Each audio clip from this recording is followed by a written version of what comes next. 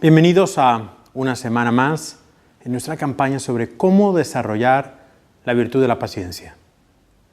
Seguramente te has dado cuenta de que no hay nada secreto, de que no hay nada automático. La virtud de la paciencia es una virtud, como todas las virtudes, donde tenemos que ir poco a poco examinándonos, poco a poco aprendiendo, poco a poco acercándonos a Dios.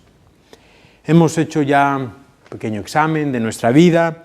Hemos hablado de esa pacientina, de la oración y de todo lo que nos puede dar en esa unión con Dios para poder convertir esas ocasiones de impaciencia en algo que sea una virtud. Hemos hablado también de esos 4 pasos para crecer en la paciencia. Vamos a hablar ahora en esta semana de la triple dirección de la paciencia. Nos dice el autor que ser paciente es una ciencia. La ciencia de mantener la paz. Está jugando con las palabras paz y ciencia. La ciencia de mantener la paz. Y esto se logra, como cualquier ciencia, poco a poco. Se logra con errores y aciertos, con intentos, con muchos intentos. La paciencia ordinariamente no es algo natural, sino que lo adquirimos. Es una virtud que debemos trabajar. Es cierto que hay temperamentos, que hay caracteres de personas que son más dados a ser pacientes. Y es cierto que hay otros que son más dados a la ira o la impaciencia. Pero en ninguno de los casos es algo natural. Cuando ves a una persona que es muy paciente, esa persona ha trabajado por llegar a ese estado de paciencia. Le habrá costado más, le habrá costado menos, pero lo ha trabajado. En ningún caso es algo natural, es algo espontáneo. ¿Qué es la paciencia? La paciencia es esa capacidad de padecer o de soportar algo sin alterarse. Capacidad de hacer cosas pesadas o minuciosas. La facultad de saber esperar algo cuando se desea mucho. Es también la tranquilidad de espera ante el dolor, ante una situación difícil. Es la virtud del que sabe sufrir con resignación. La capacidad de esperar con serenidad la resolución de las cosas. Común a todas esas definiciones que acabamos de leer es el hecho de que hay algo exterior a nosotros que nos pone a prueba. Es decir, que para crecer en la paciencia hay que tener oportunidades. Es decir, hay que tener esas ocasiones que se acercan a mí y que pueden convertirse o en una ocasión para crecer en la paciencia o todo lo contrario, una ocasión para perder la paciencia. Cada momento, por tanto, es una oportunidad. Y para crecer en la paciencia hay que arriesgarse, no hay que huir de esos hechos. La palabra paciencia viene de la palabra latina pati, que significa sufrir. De ahí que a los enfermos se les llame pacientes, aunque a veces sean impacientes, porque sufren, porque están sufriendo una enfermedad. Es decir, que para ser paciente, para crecer en la paciencia, hay que estar dispuesto a sufrir, dispuesto al dolor. Y quizás es por eso que en nuestro mundo de hoy haya tanta impaciencia. Quizás es por eso que en nuestro mundo de hoy haya tanta ira. ¿Por qué? Porque en nuestro mundo de hoy no estamos dispuestos a sufrir.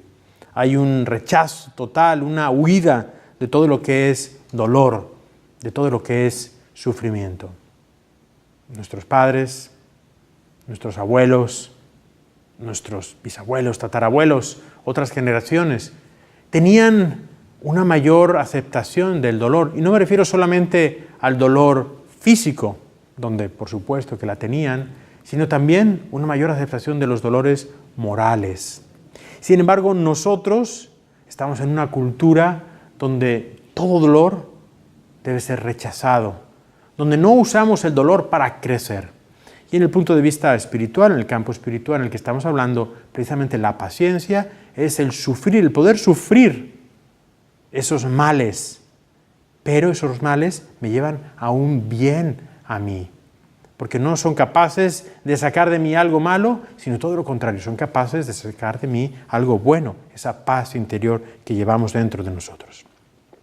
¿Cuál es esa triple dirección de la paciencia? En primer lugar, es la paciencia con nosotros mismos. Es la más difícil. ¿Por qué? Porque siempre estamos con nosotros mismos. Es la paciencia ante nuestras caídas, ante nuestros fallos, ante nuestras debilidades. Esto no quiere decir que tengamos que aceptar, que condescender con nuestras caídas. Implica la humildad y la esperanza de saber que Dios actúa y momentos mejores vendrán. Implica el ser capaces de distanciarnos un poco de nosotros mismos, de las cosas, de no absolutizar lo que vivimos o sentimos en el momento. Implica vivir ese momento presente, el dar tiempo al tiempo. Nos cuenta el autor, como un modo de ilustrar, el caso de Miguel Ángel haciendo la obra de la piedad, esa obra maestra, donde por días y por semanas trabajaba y trabajaba. Y le preguntaba a un compañero, ¿qué has hecho hoy? He arreglado una esquina de la nariz. Un día completo para hacer eso, decía, es absurdo, has hecho demasiado. Decía, no, la perfección implica un gran trabajo. Y así vemos que esa obra de arte, cuando la contemplamos, es una obra de arte perfecta, pero que lleva mucho trabajo.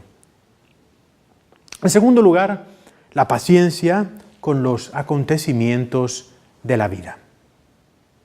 Ante las situaciones que turban nuestra vida, hay que recordar esa oración de esa santa española, Santa Teresa, que decía, nada te turbe, nada te espante, todo se pasa, Dios no se muda, la paciencia todo lo alcanza, quien a Dios tiene, nada le falta, solo Dios basta. Todo se pasa. Hay muchos acontecimientos en la vida de la que no somos responsables y ante la que nada podemos hacer. El clima, desastres naturales, accidentes ajenos a nosotros. ¿Por qué impacientarnos ante algo que no podemos cambiar? Eso no quiere decir que no nos afecte. Lo que debemos hacer es entregarle a Dios ese dolor, el poder aceptarlo en nuestras vidas y el vivirlo. Pero ¿por qué impacientarme por algo que no puedo cambiar, que es completamente ajeno a mí? El autor nos ilustra esto con la historia de ese mensaje secreto en el alillo del rey. Esas 3 palabras. Esto también pasará. Es una historia muy bonita, ejemplar de un cuento, pero que nos recuerda eso. Todo en nuestra vida, las cosas malas, todo en nuestra vida, las cosas buenas, todo pasa. Es lo que la Biblia también nos recuerda en el libro del Eclesiastés, cuando nos dice, hay un tiempo para cada cosa, tiempo para nacer, para morir, para plantar, para arrancar, para edificar, ¿te acuerdas? Una lista muy larga. Es decir, nos está diciendo, ¿de qué te preocupas? Hay tiempo para todo. ¿De qué te impacientas? Hay tiempo para todo. Hay tiempo para sembrar, tiempo para cosechar. Hay tiempo para coser y tiempo para rasgar, para callar y para hablar. La paciencia en este paso es importante, esa paciencia, darme cuenta de que hay muchas cosas que yo no puedo cambiar y tengo que aceptarlas en mi vida.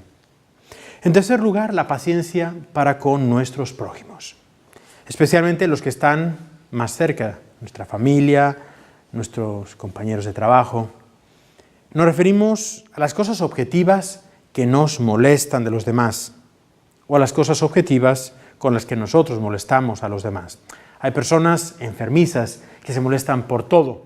Esas personas en realidad tienen una enfermedad.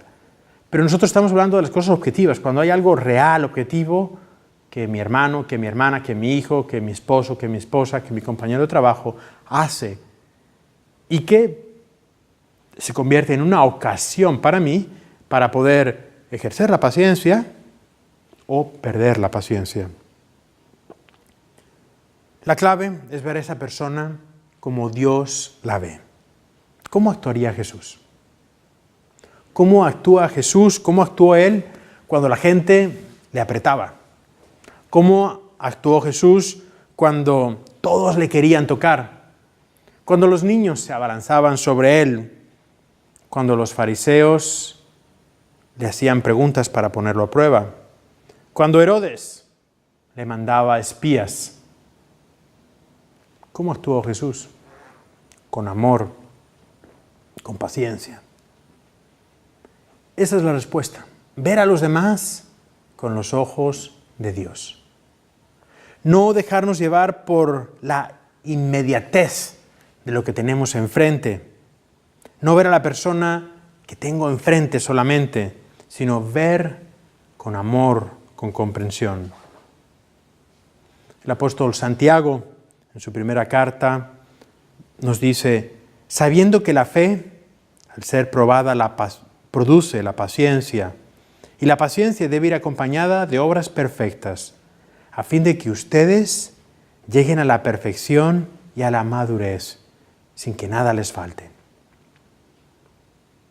En las relaciones con los demás se prueba nuestra fe, de ver a los demás como Dios los ve.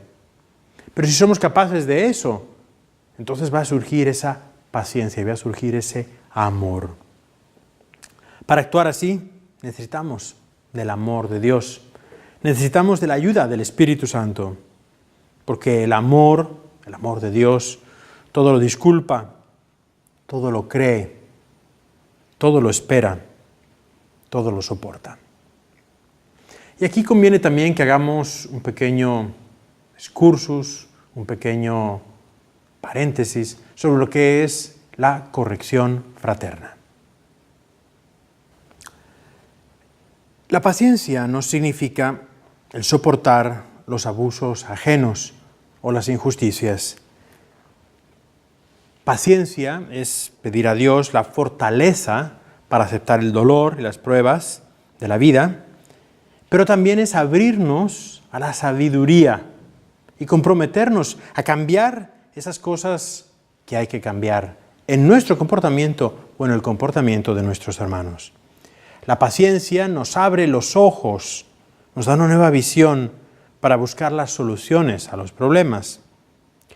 Y aquí es donde la corrección fraterna tiene lugar. Cuando hay algo que en mi hermano, en mi hermana, en mi esposo, en mi esposa, en mis hijos, hay algo que objetivamente hay que cambiar, hay que hacérselo ver. Pero hay que hacérselo ver en el modo correcto, en el lugar correcto. En primer lugar, toda corrección fraterna debe hacerse en privado.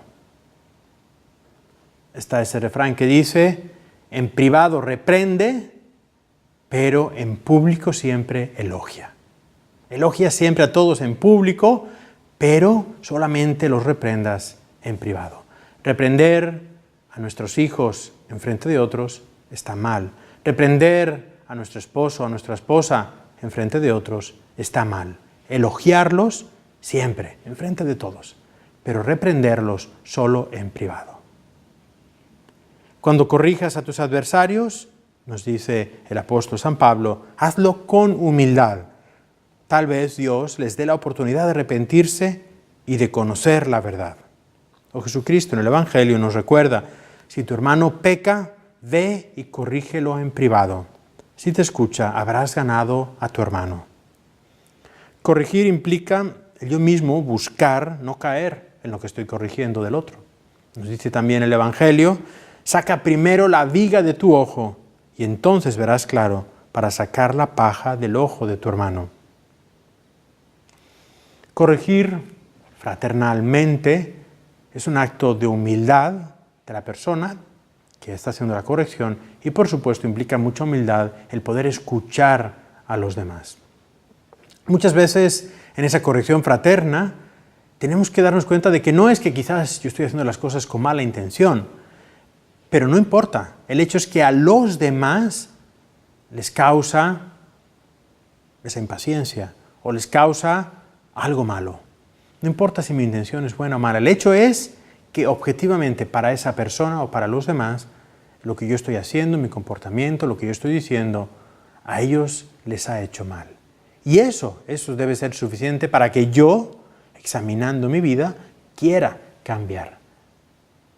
Por lo tanto, es un trabajo mutuo, no es solamente del que corrige, pero es también, por supuesto, de la persona que es corregida, donde tenemos que aceptar, especialmente de los demás que están más cerca de nosotros, esa corrección fraterna. Bien, esto es algo que tenemos que practicar, es algo que es difícil, pero es algo donde con la ayuda del Espíritu Santo, con la ayuda de Dios nuestro Señor y con ese gran amor que nos une, sobre todo con las personas que están cerca, podemos ir adelante.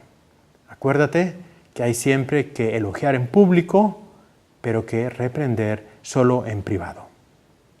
Jesús, manso y humilde de corazón, haz mi corazón semejante al tuyo.